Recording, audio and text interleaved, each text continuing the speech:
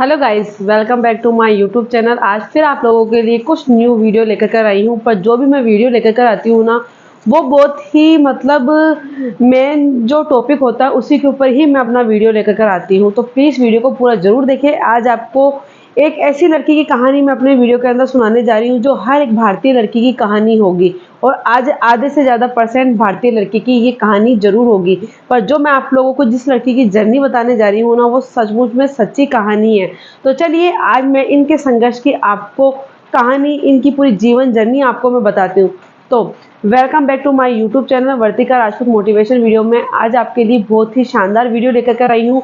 तो हर एक नागरिक, हर एक सदस्य, हर एक महिला, हर एक भाई, हर एक बहन इस वीडियो को ज़रूर देखें। और प्लीज़ कमेंट में मुझे ज़रूर बताएं कि जो मैंने टॉपिक, जो मैं बातें बताती हूँ वो मैं बिल्कुल सच्ची बताती हूँ, सच ही बोलती हूँ। क्योंकि मैं चाहती हूँ कि हर एक भारतीय महिला की जो जर्नी है, कितना संघर्ष किया है, किसके साथ कितना बुरा हुआ है, वो मैं हर अपने एक वीडियो के माध्यम से आप लोगों के सामने लेकर कर आऊँ, ताकि हमारी हर एक भारतीय महिला, और ज़रूरी नहीं है मैं कि महिला के ऊपर ही वीडियो बनाऊंगी, नहीं, मैं और भी वीडियो है चाहे वो, पर मैं जो अभी सबसे ज़्यादा जो चीज़ें महिला के साथ होती है ना, मैं वही चीज़ का मतलब अपनी वीडियो के अंदर लेकर कर आती हूँ, ताकि मेरा एक जो मतलब ये वीडियो है एक महिला को मोटिवेट कर सके हर चीज़ के लिए और अपनी ज़िंदगी में आगे बढ़ने के लिए भी।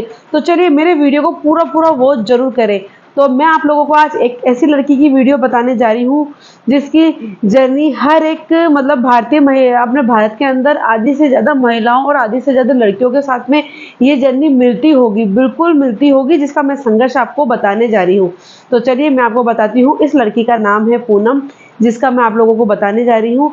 ये पूनम है जो एक छोटे से शहर से बिलोंग करती है। हाँ जी, बिल्कुल। पर बात वही होती है कि हर माँ बाप वहाँ जाकर के गलती कर देते हैं कि जैसे ही लड़की की एज 18 वर्ष होने लगती है तो माँ बाप को सबसे ज़्यादा उनकी मतलब शादी वगैरह की ज़्यादा टेंशन होने लगती है। पर मैं हर एक माँ बाप से ये बोलना चाहती हूँ कि शादी की फिक्र ना करके उसको आगे बढ़ाने, उसको अपना मतलब अपने पैरों पर खड़ा करके, मतलब अच्छा एजुकेशन अगर हो सके तो वो पढ़ लिख के या फिर शादी के बाद में भी कुछ ऐसा काम कर सके, अपने पैरों पर खड़ा हो सके, तो उस चीज़ की ज़्यादा टेंशन मतलब माँ बाप को करनी चाहिए। तो यही हुआ इस लड़की के साथ में, जिसमें पूनम नाम की आपको लड़की के बारे में अपने वीडियो में बताने जा रही हूँ। ये जैसे ही 18 वर्ष की हुई तो इसके माँ बाप को वही है कि परिवार वाले, समाज वाले सब कहने लग गए कि आपकी लड़की अब बड़ी हो गई है, आप अब शादी करोगे। और समाज से ज़्यादा होता है कि रिश्तेदार की जो होती है, रिश्तेदार होता है ना, वो यही है कि माँ बाप से जल्दी रिश्तेदारों को पड़ जाती है कि भाई इसकी लड़की बड़ी होने लग गई है, तो वो खुद ही रिश्ता ढूंढने लग जाते हैं। ये चीज़ हर परिवार, हर जगह होती होगी। तो यही होने लग गया कि मतलब इस लड़की की शादी 18 वर्ष की आयु होते होते इस लड़की की शादी कर दी गई। बहुत ही जल्दबाजी में इस लड़की की शादी कर दी गई। हालांकि इस लड़की को मैं बहुत अच्छी तरीके से जानती हूँ, क्योंकि जब इसकी शादी होने में आ रही थी ना, तभी मैंने उनसे जब मैंने इससे बात भी करी थी कि तेरी शादी बहुत जल्दी हो रही है अभी, मतलब उसका ज़्यादा करके उसने पार्लर का कोर्स कर रखा था। तो मैंने यही उसको बोला कि भाई आपने पार्लर का कोर्स कर रखा है तो थोड़ा अपने पैरों पे खड़े हो जाओ। अभी आपका पार्लर का कोर्स आप कर ही रहे हो तो थोड़ा आगे मतलब अपने पैरों पे खड़ा होकर के कुछ कमा के कुछ मतलब आगे थोड़ा इसमें बढ़ करके ही फिर शादी का सोचना। तब ये पूनम जी है, ये मेरे से मिली, ये बोली कि नहीं मम्मी पापा ऐसे बोल रहे हैं कि भाई है ना, परिवार वाले बोल रहे हैं कि ऐसा लड़का मिलेगा नहीं, यूँ करेगा नहीं। हालांकि उन्होंने पूरी कुछ तहकीकात नहीं करी इस लड़के के बारे में कि लड़के ने क्या पढ़ाई कर रखी है, क्या नहीं कर रखी, बिल्कुल भी इसके बारे में उन्होंने तहकीकात नहीं करी। बस देख लिया कि हाँ लड़के की दुकान है और लड़के का घर है, ना ही उन्होंने ये पता किया कि लड़के की दुकान खुद की है या किराए से है। बस रिश्तेदारों की बातों में आकर के अपनी एक ही बेटी की शादी उन्होंने उनके साथ कर दी। और हुई क्या, वही साल भर बाद में साल भर बाद में ऐसा हुआ इसके साथ में कुछ नहीं, नहीं, मैंने आपको जो ये चीज़ बताई है ना, ये चीज़, हाँ, ये जो मैंने आपको बताया है ना कि साल भर बाद में क्या होता है, ना उन्होंने कुछ तहकीकात करी और ना ही बात। और बहुत जब उस लड़की को पता चला कि इसका पति बहुत ही कम पढ़ा लिखा है, यानी कि 5वीं क्लास ही पढ़ा लिखा है, इसका दिमाग वहीं जाकर खराब हो गया। चलो ठीक है, कम पढ़ा लिखा है, फिर भी होता है कि हर एक भारतीय लड़की का ये होता है कि मतलब चलो अब चलाने हैं, पूरी ज़िंदगी भर इसके साथ ही व्यस्त करनी है, नहीं तो फिर माँ बाप आगे जाके, बहुत लड़कियां बहुत सारी चीज़ें सोचती है कि हमारे माँ बाप को तकलीफ ना हो, समाज में रिश्तेदारी में थू ना हो, तो लड़कियां इसको निभाने की करती है। पर भाग्य का मैं वही बोलना चाह रही हूँ।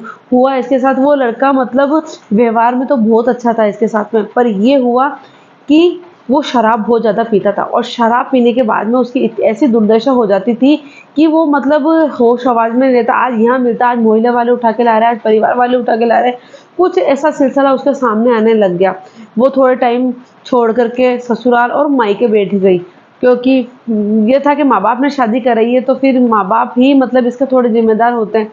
तो ये हुआ, वो थोड़े टाइम के लिए ससुराल बैठ गई और लड़का था जो पी करके उसने इतनी हालत ख़राब कर ली, इतनी हालत ख़राब कर ली कि कुछ टाइम बाद में उस लड़के की मृत्यु हो जाती है। हालाँकि जो वो लड़की होती है पूनम, उसने सोचा था भई मैं इससे तलाक ले लूँगी थोड़े टाइम बाद में, क्योंकि ऐसा नहीं हो सकता। कई बार उसने समझौता करके भी वो ससुराल गई, पर लड़के की वही हालत रही, कमाता बिल्कुल नहीं, पी कर के आज वहाँ मिलता, आज वहाँ, और मोहल्ले वाले रिश्तेदार उसको लेकर आते, बिल्कुल होश-आवाज़ में नहीं था। तो उस लड़की ने सोच लिया था कि मैं इस तलाक लेकर के अपनी नई सिरे से ज़िंदगी वापस से स्टार्ट करूँगी।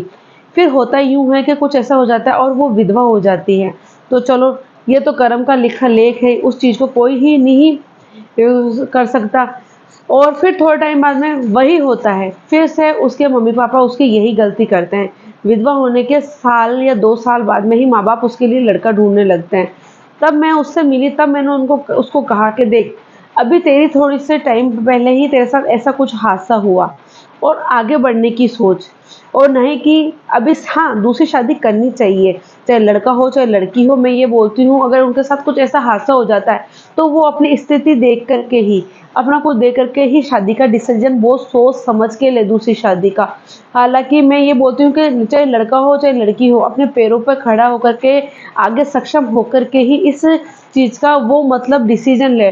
पर जब तक, अगर ख़ास तौर पर अगर मैं लड़की की बात करूँ ना, तो लड़की को बहुत ही सोच समझ कर के सेकंड शादी का डिसीजन लेना चाहिए। या तो वो बिल्कुल आत्मनिर्भर बने, आगे वो फ्यूचर में बहुत कुछ करके, मतलब आगे बढ़ कर के जॉब वगैरह, ये जो भी वो कुछ करना चाहती है, बिज़नेस वगैरह, उसमें आगे बढ़ कर के ही सेकंड शादी का मतलब डिसीजन ले। मेरा मानना यही है। ये नहीं है कि हो गया और 2 साल बाद में हमने आगे कुछ अपनी ज़िंदगी में किया नहीं और बस शादी कर ली। तो जो पहली चीज़ जो पहली शादी में हुई है, वही चीज़ सेकंड शादी में भी हो सकती है। ख़ास तौर पे मैं लड़की की बात कर रही हूँ, ठीक है ना? तो ये हुआ उस, और उसके बाद में ही साल भर बाद में उस लड़की की शादी कर दी जाती है, ठीक है? ठीक है, उस लड़की के साथ तो वो दूसरी शादी करती है, ठीक है? शादी कर लेती है, मेरे लाख समझाने के बाद में भी माँ-बाप के दबाव और रिश्तेदार के दबाव में सेकंड शादी उसकी हो जाती है। 2-3 साल उसके गुज़रते हैं और 2-3 साल बाद में वो प्रेग्नेंट होती है और एक लड़की को जन्म देती है। बात फिर वहीं आकर के हो जाती है। लड़की हो जाती है उसके। अब क्या करें? आप जानते हैं कि छोटे बच्चों को बिना किसी सपोर्ट के, माँ बाहर कमाने जाए तो उसको 100 बार सोचना पड़ता है कि बच्चों को पीछे कौन सँभालेगा बिना सपोर्ट के। फिर ये होता है कि जैसे सासू से झगड़ा होता है, आदमी से झगड़ा होता है, और फिर वही होती है कि वो अपने पीहर में आ जाती है। पीहर वाले माँ-बाप उसको पूरा सपोर्ट करते हैं, पर बात आकर के कहाँ लेट हो जाती है। अब वही बात हो जाती है कि वो, उसका पति बहुत ही कम पढ़ा-लिखा, कम काम-धंधा भी छोड़ कर के वो खुद भी उस लड़की के साथ वहीं पीहर में आ जाता है उसके। अब चलो ठीक है, लड़की के माँ-बाप थोड़े टाइम तक चलती है, गाड़ी चलाने देते हैं, सोचते हैं कि भई चलो जवाई है, जवाई को यहीं मतलब किसी दुकान पे रख कर के यहीं काम कर लेंगे, कोई बात नहीं, अगर ससुराल में नहीं रहते हैं। लड़की की, जो लड़की होती है पूनम, उसकी बेटी होती है, वो थोड़ी बड़ी होने लगती है।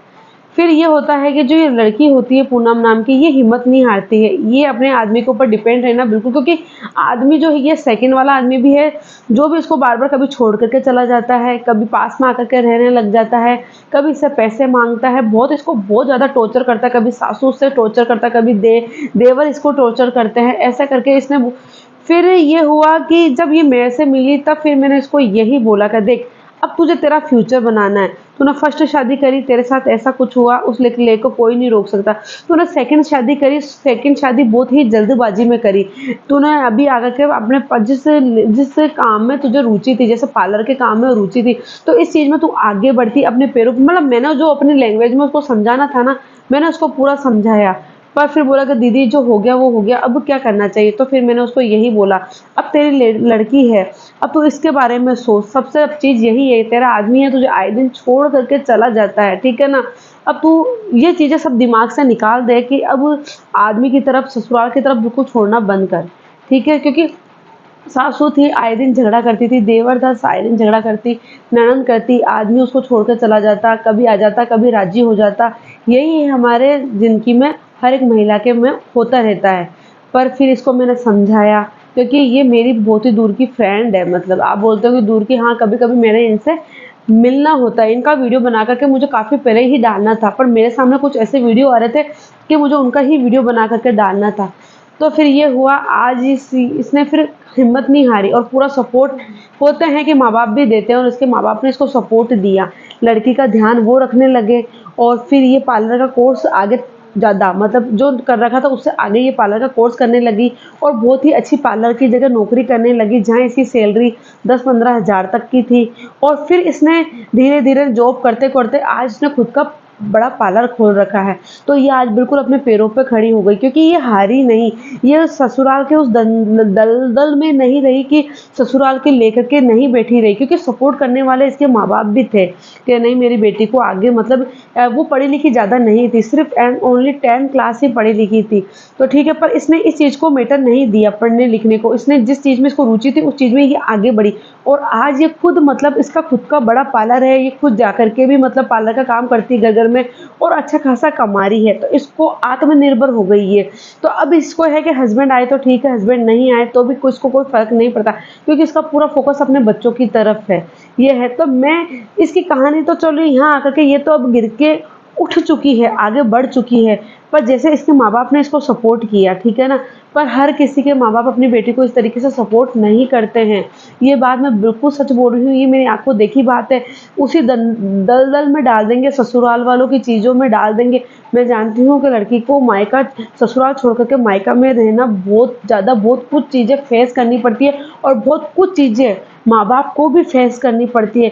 पर ये तो नहीं होता है ना कि हम समाज के डर से, रिश्तेदारों के डर से कि लोग क्या कहेंगे, उसके डर से अपनी बेटी को वापस उस दलदल में ही डाल दें। नहीं, हर माँ-बाप को ये चीज़ सोचनी चाहिए कि अब हम हमारी बेटी को मतलब पढ़ा लिखा के भी नहीं ना, तो कुछ उसको इस तरीके से पैरों पर खड़ा करके, यानी कि कुछ ऐसा उसको करवा कर के कि वो खुद बिल्कुल आत्मनिर्भर हो सके, खुद का खर्चा वो खुद कर चला सके।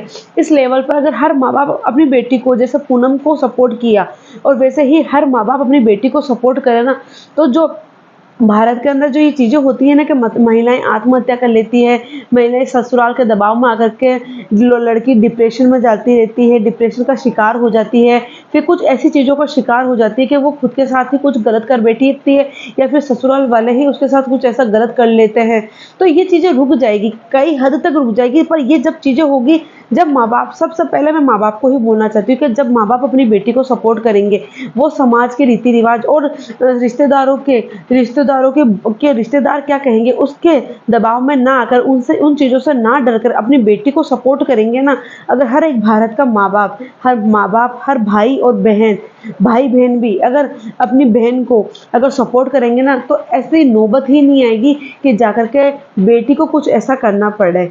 तो मैं और उन बेटियों को भी मैं यही बोलना चाहती हूँ कि क्यों आप लोग अपने ससुराल के दबाव में आकर के ऐसी परिस्थिति, ऐसा डिप्रेशन के मतलब हालात में आ जाते हो कि आप लोग अपने साथ कुछ गलत कर बैठते हो या फिर उस दलदल में आप ढलते ही जाते हो और वो अत्याचार, वो जुर्म उन लोगों का आप सहन ही करते जाते हो।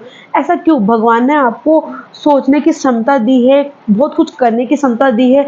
औरतें आदमियों से बिल्कुल कम नहीं है, मैं बोलती हूँ कि आदमियों से भी बढ़कर के औरतें काम कर लेती है, घर को भी संभाल लेती है, बच्चों को भी संभाल लेती है, पर उसको संघर्ष करना पड़ता है, हर एक चीज़ फेस करनी पड़ती है, जब जाकर वो आगे बढ़ पाती। पर ये आत्मनिर्भरता और ये हौसला औरत को ही रखना पड़ेगा, लड़की को ही रखना पड़ेगा, ना ही बल्कि वो अपनी सोच को छोटा करके उस दलदल में ढलती जाए, ऐसा उसको करना नहीं है। उसको गिर के उठना है, हो सके तो वो गिरे ही नहीं कि उसको ऐसी नौबत आए। पर अगर वो ऐसा कुछ हो जाता है तो अपने जीवन में आगे बढ़े, ना ही बल्कि ऐसा सोचे कि नहीं, मेरे साथ ऐसा होता जा रहा है, मेरे माँ बाप को क्या फेस करना पड़ेगा या फिर है ना मुझे समाज में क्या फेस करना पड़ेगा। नहीं, समाज थोड़े दिन तक आपकी निंदा करेगा, पर जिस दिन आप खुद अब उस लेवल पे पहुंच जाओगे ना, तो यही समाज के रहने वाले लोग और यही हमारे भारत, मतलब हमारे रिश्तेदार, ये लोग ही आपको सपोर्ट करेंगे। पर कब करेंगे? जब आप इन सबका फेस, आप इनको सबकी इनकी जो बातें होती है ना, इनका सबका विरोध करते हुए आगे बढ़ते हुए और उस लेवल पे पहुंच जाओगे जिस लेवल पर एक औरत पहुंच जाती है कि हाँ अब उसको किसी की जरूरत नहीं है, वो खुद की मतलब पूरा जीवन एक बिना मतलब उसके आगे बढ़ सकती है, आत्मनिर्भर होकर आगे बढ़े और कुछ ऐसा एजुकेशन ऐसा कुछ मतलब नौकरी वगैरह वो खुद करने लगे कि उसको कुछ। तो यही आदमी, यही लोग आपकी तारीफ करेंगे, यही लोग आपकी लिए ताली बजाएंगे कि हमें गर्व है ऐसी लड़की पे कि इतना संघर्ष करके भी ये लड़की आगे बढ़ी है, ये महिला आगे बढ़ी है। पर अगर आप अपने साथ इन्हीं चीज़ों के साथ इसी दलदल में अगर घुट के मर जाते हो ना, तो 2 दिन ही लोग बाग आपके लिए रोएंगे, 4 दिन ही ये माँ बाप रोएंगे और 4 दिन ही ये रिश्तेदार रोएंगे, बाद में सब कुछ खत्म। पर इससे अच्छा तो ये है कि जो भी अगर आपके साथ में ससुराल में कोई भी चीज़ होती है तो सबसे पहले अपने माँ बाप को बोलो, बिल्कुल भी छुपाने की ज़रूरत नहीं है, क्योंकि अगर जितना ज़्यादा अत्याचार सहोगे ना तो उतना ज़्यादा ही आप लोगों के ऊपर अत्याचार जुर्म होगा। इसके खिलाफ आपको आवाज़ उठानी। मेरे 2 मिनट के भाषण है ना, ये इसको सिर्फ 2 मिनट का भाषण या वीडियो समझ करके मत भूल जाना, ये चीज़ें अपने दिमाग में उतार लो। 2 दिन हर समस्या होगी, 3 दिन समस्या होगी, 4 दिन समस्या होगी, पर इस चीज़ का फेस आप लोग करिए, नहीं तो आप इसी चीज़ में दबते जाओगे और आपके साथ इतना बुरा होगा कि फिर आपको कुछ ना कुछ गलत आप लोग अपने साथ कर बैठोगे, या फिर ऐसा होगा कि आपके साथ गलत कर ही देंगे, ससुराल वाले कर देंगे, या जो भी आपके साथ जुर्म होता है ना वो बढ़ता ही जाएगा, ख़त्म बिल्कुल भी नहीं होगा। तो मैं आप लोगों को बस यही बताना चाह रही थी कि इस वीडियो से प्लीज़ आप मोटिवेट हो। मेरा बस यही काम है कि मैं आप लोगों के सामने ऐसी महिलाओं की, ऐसी आदमियों की, ऐसी मतलब वीडियो सामने लेकर आऊँ कि हर एक भारत देश का हर एक नागरिक, हर एक बहन, हर एक माँ-बाप, हर एक भाई इस वीडियो को देखे, ताकि कोई ऐसी चीज़ें हो जो अपनी बहन बेटियों के साथ में नहीं हो, और इनको आगे बढ़ाए, इनको पूरा-पूरा सपोर्ट करें। मैं ये हर एक वीडियो में बोलती हूँ कि पूरा-पूरा सपोर्ट करें, और ज़िंदगी में अगर ज़िंदगी है तो ही सब कुछ है, अगर ज़िंदगी नहीं है तो कुछ भी नहीं है। यही मैं आप लोगों को चीज़ बस समझाना चाह रही थी। तो प्लीज़ रिक्वेस्ट है, जैसे पूनम पूनम ने तो फिर भी बोलती हूँ, अगर जो पूनम के साथ हुआ ना, वो मैं बस इतना बोलना चाह रही थी कि पूनम ने वहाँ गलती करी कि दूसरी शादी करने में बहुत ज़्यादा जल्दबाजी करी। यही वो अगर ज़िंदगी में सक्सेस हो जाती, पैरों पर खड़ी हो जाती, आत्मनिर्भर बन जाती, कुछ कर लेती, तो आगे जाके वो दूसरी शादी करती। पर उसने दूसरी शादी में थोड़ा जल्दबाजी करी, पर वो अपने माँ बाप के दबाव और रिश्तेदारों के दबाव में, पर फिर भी सेकंड शादी करने के बाद में वो अपने आप को उस डिप्रेशन लेवल पे नहीं आई, पर वो इस चीज़ से उठी और आगे बढ़ी, और आगे बढ़कर आज वो सक्सेस वूमेन बन गई। तो बस मैं यही चाहती हूँ, अगर ऐसा कुछ हो जाता है आपके साथ में, अगर आप विधवा बन जाते हैं या ऐसा कुछ प्रॉब्लम आ जाती है, तलाक-वलाक हो जाती है, तो दूसरी शादी का डिसीज़न लें, पर बहुत सोच समझ कर के लें, ठीक है ना? कुछ बने, कुछ इस लायक बने कि अगर वापस ऐसी कुछ सिचुएशन हमारे सामने आती है, तो हम उसका मुकाबला कर सकें। बस मैं आप लोगों को यही बताना चाह रही थी। तो मेरे वीडियो को पूरा देखें, इसको लाइक भी कर दीजिएगा, शेयर भी कर दीजिएगा और सब्सक्राइब भी कर दीजिएगा, ताकि मेरे ये वीडियो आप लोगों के लिए काम आए और हर एक भारतीय महिला को मोटिवेट करें, हर एक भारतीय माँ बाप को, भाई बंधु को मोटिवेट करें, और वो ये वीडियो देख के अपनी बहनों को सपोर्ट करें और अपनी बेटियों को सपोर्ट करें। तो चलिए फिर मैं मिलती हूँ आपके साथ में एक बहुत ऐसी वीडियो लेकर के जिसमें बनाते टाइम शायद मुझे भी थोड़ा सा गुस्सा आ जाए, क्योंकि वो वीडियो ही ऐसी है, पर उस पे मुझे बनानी पड़ेगी वीडियो, क्योंकि ये हर जगह होने लगा है, और हमारे समाज में, हमारे भारत देश में ये बहुत ज़्यादा महिलाओं लड़कियों के साथ में होना लगा है। पर मैं इस पे वीडियो ज़रूर बनाऊंगी, और ये हर एक भारत का नागरिक उस वीडियो को ज़रूर देखे। तो मैं मिलती हूँ उस वीडियो के साथ में फिर, जब तक के लिए जय हिंद, नमस्ते।